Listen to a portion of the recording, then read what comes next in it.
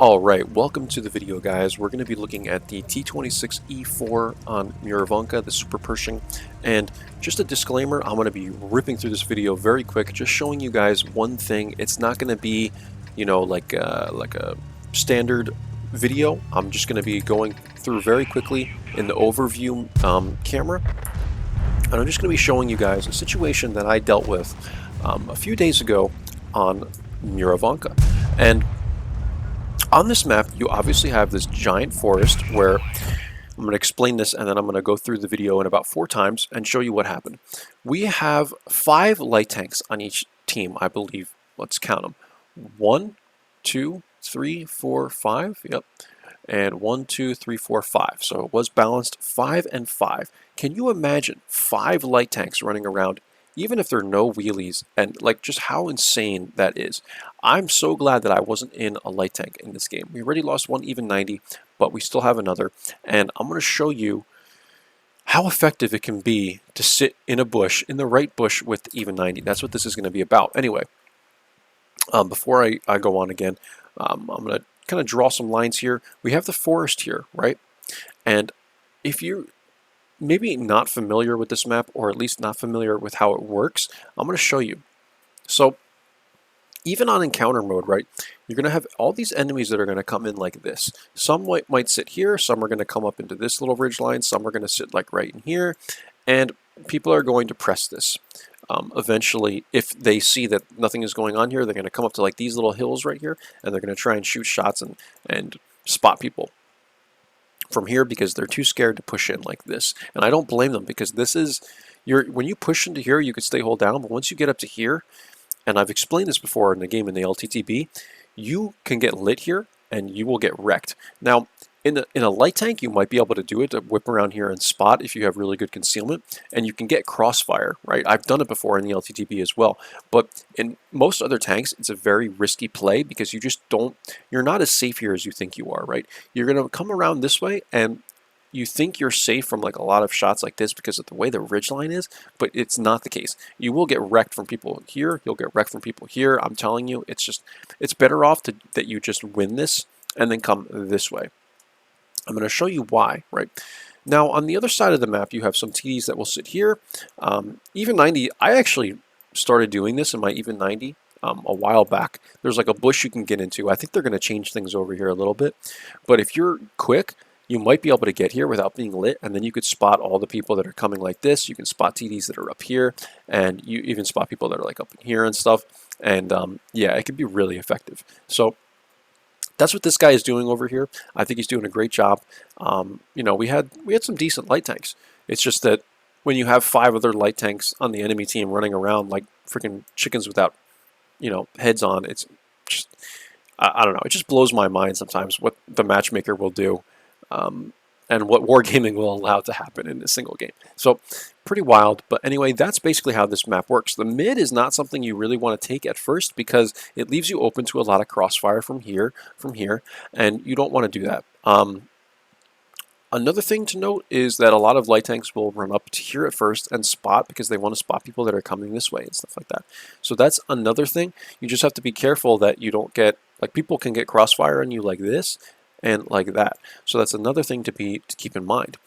I've been whacked before by big time TDs when I'm in here in my light tank and stuff like that. So keep this in mind. Now, with all that being said, I think that about sums up the way this map works.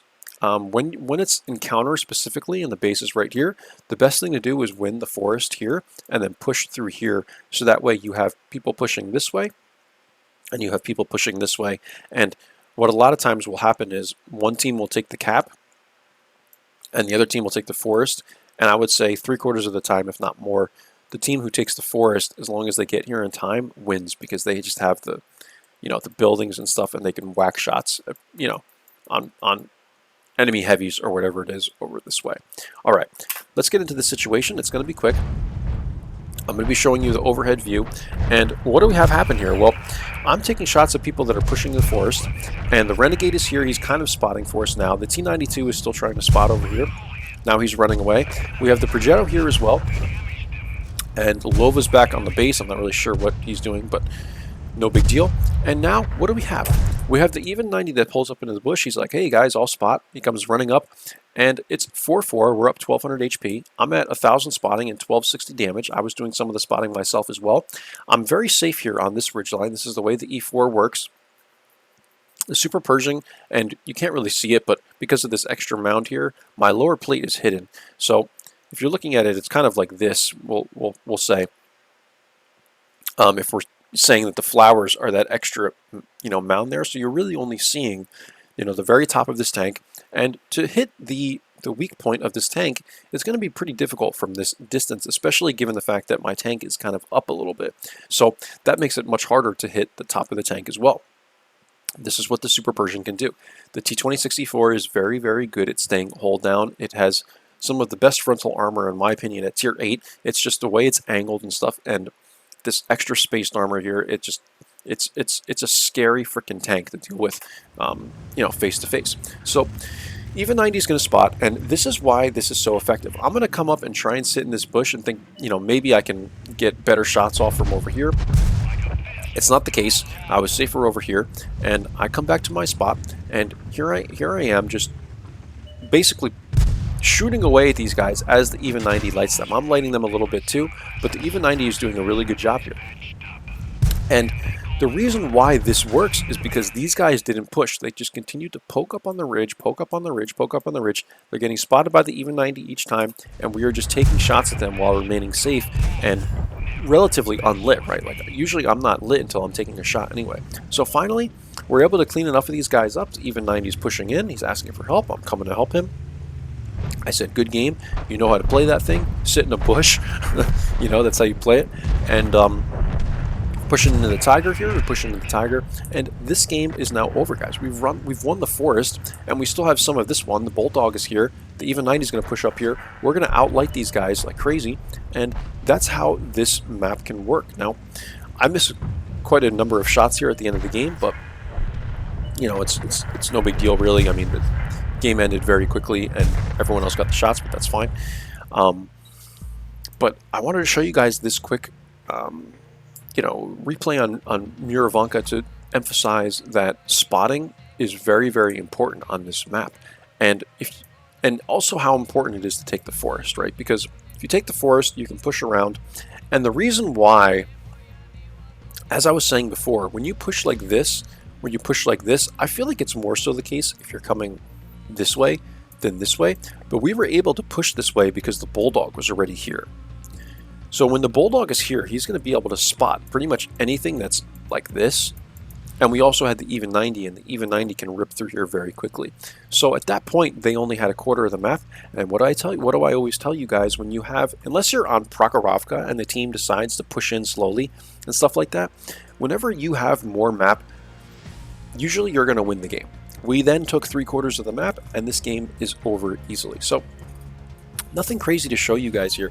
I do actually have end plates for this game. I will show you if you care to see. It was a second class game, and we did 2518 damage, 1509 spotting, and yeah, that's it. It was only a second class.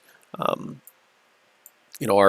even 90 did a pretty good job. I didn't see how much spotting he got, but he did do 1500 damage, and he got a badge here. It was probably like the spotter badge or something like that. And yeah, we made 107k. So I have this thing set up with vents on the mobility slot. I have rammer and the V-stab, and then we run, the case of cola and stuff like that. And the stats aren't too bad over here. For a medium, 0.33 dispersion, average aim time, but the armor is where it's at. It says 102, 102, but effective armor and angled armor is what you're looking at. You never want to look at, the actual numbers here, because that means nothing. It's more about the angled or the angling and the spaced armor, which gives it then the effective armor, right? The effective armor is way, way more than this. It's actually got decent concealment, given the way it's built. I think I do have some concealment on this somewhere. Mostly it's repairs, but I have one concealment, it looks like. Yeah, so yeah, actually decent concealment given the way this thing is built. Like it really shouldn't even have this much. I mean, this thing is basically a heavy tank, like, let's be honest. But yeah, that's it. So I hope you guys enjoyed this one in the T26E4 Super Pershing. I know it really wasn't a standard video, but I wanted to show you guys this video. This is why I do these videos. I like to help you guys out. I like to show you things that maybe you haven't thought of before and stuff like that. So there you go, Super Pershing. Hope you guys enjoyed. I will catch you for the next one. Bye-bye.